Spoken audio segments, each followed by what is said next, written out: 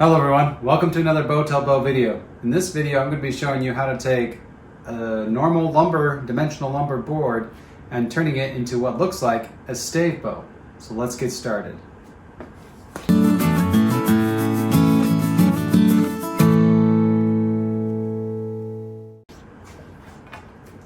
Okay, to start off I got this lovely piece of wood here. It's a nice hickory board I got from a hardwood store.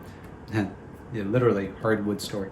And it's got the main reason why I can do this is the grain pattern.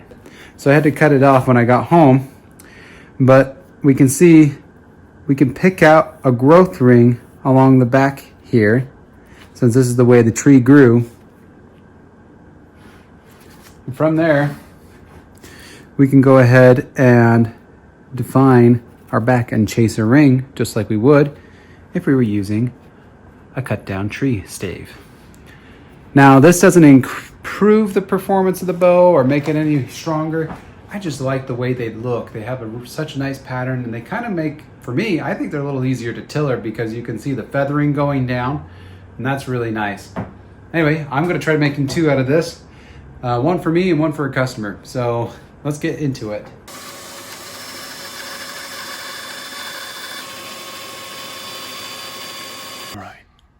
Now that we got a split, I used the bandsaw so I could save as much wood as possible and make them, I'm looking at English longbow, so not super wide.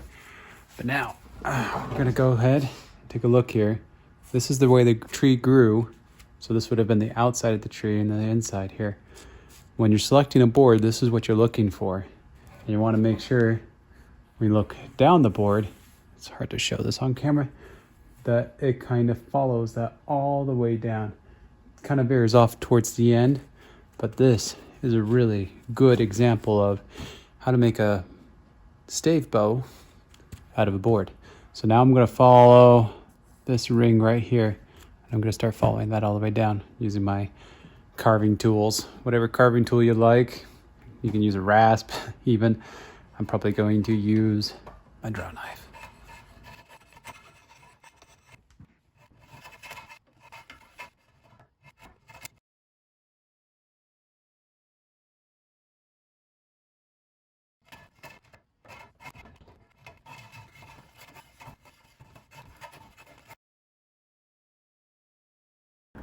All right, so here's the growth ring I'm going to try to follow. It goes up here, so I have more space I can go with that way. And I'm trying to follow it down this way. Kind of lost it here, so I'm going to keep going from this middle on out and see where it takes me.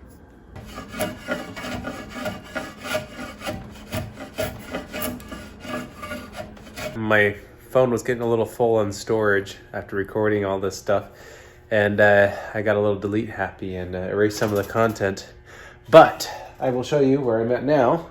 So you still got lots of shavings, and so I got down. Go ahead and pull this out. All right, so I got down to one growth ring on the back, and so we're nice and clean all the way down.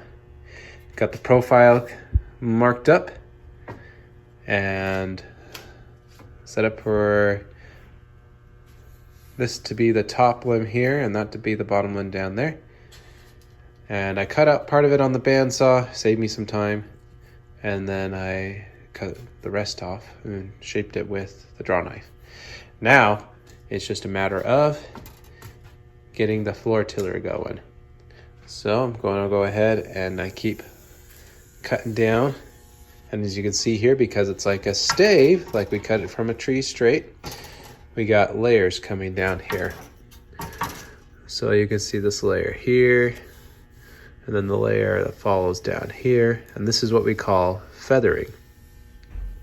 And so what we're doing is following these growth rings coming down, so we get the feathering, and that tells us about how thick our bow is going down.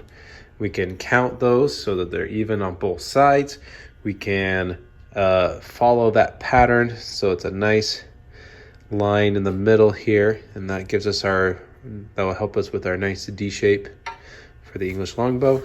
And eventually, we'll get it all narrowed down and able to floor tiller.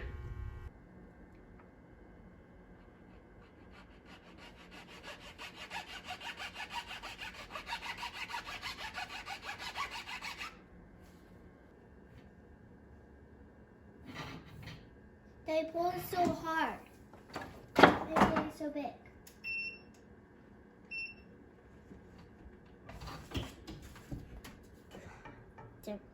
Remember, I like this. Here you go. Yep, just like that. I still.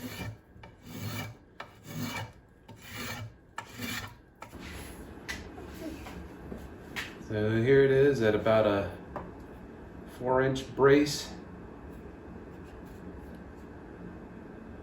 Not bad. Still a pretty heavy bow. Yep. So, the arm to do. Yep. Let's take a look at it on the tiller. Okay. Sure, let's tell it. Try it. Now I'm getting to a point where the tiller's looking good enough. I'm going to go ahead and install these horn knocks. I'm just going to drill with a tapered bit, try to get that a little bit rounder, well, more conical. Then I'm going to taper this here and get it on. So this one will go on like this. Be nice. Yep, that'll fit just nicely.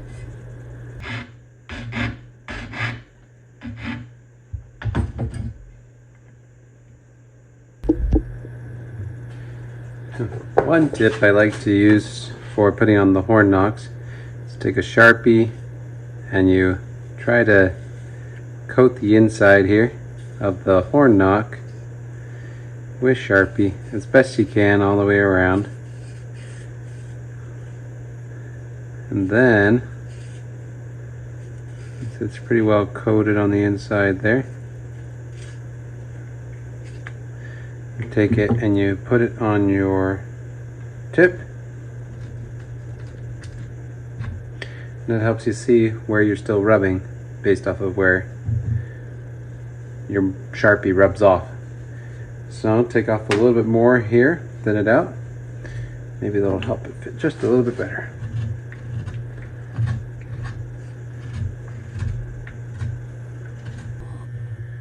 Now we wait for them to cure. Just like that. It's cured. Yeah. Yeah, it's been 24 hours. So, nice and solid. I like to let the 5-minute epoxy sit. 24 hours makes it so it has a good amount of curing time as well. It's hard in 5 minutes, but I like to let it really cure. Now I gotta cut in one knock here, second knock for the stringer to help make it easier to string it.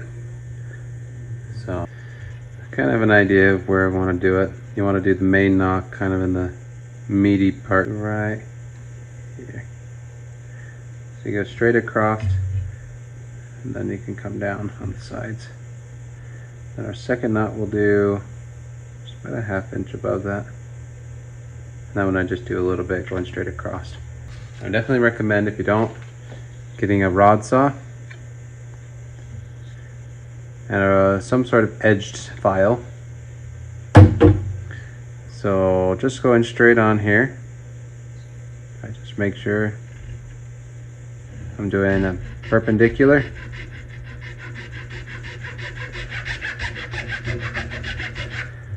And just get my cut started.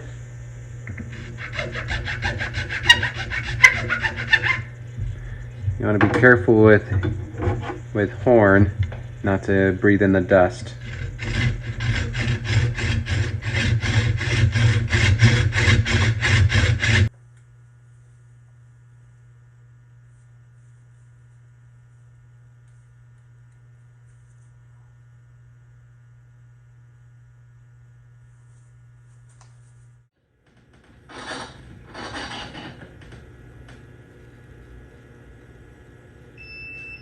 40 pounds at 19 inches means I got, get to 26. That's the goal, is 40 pounds at 26 inches. So this thing's gotta go on a diet, lose some weight. Now, something to remember when you're removing wood off a bow.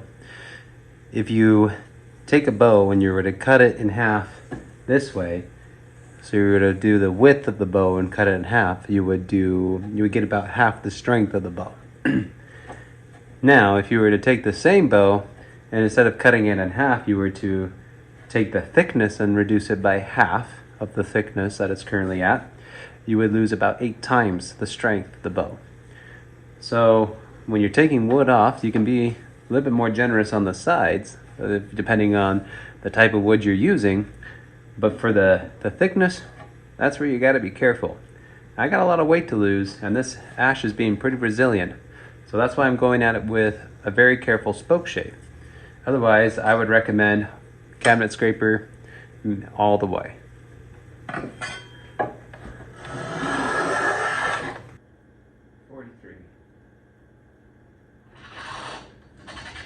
Since ash is a white wood, it is always recommended to heat treat it, which is just either using fire, coals, a heat source, carefully browning the belly of the bow.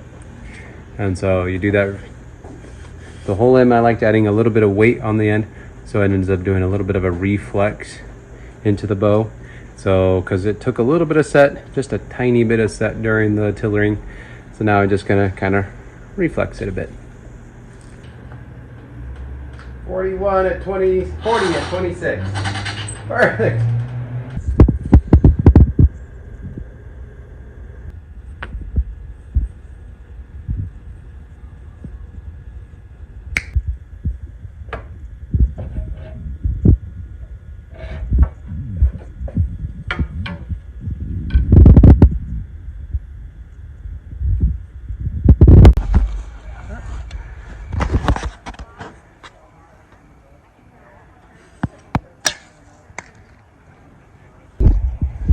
Bow. So 40 pounds at 26 inches. We got 153 feet per second. It's pretty fast for a shorter draw bow. So when it comes down to it, lumber bows, you can turn them into looking just like you, as if you built it straight out of a stave.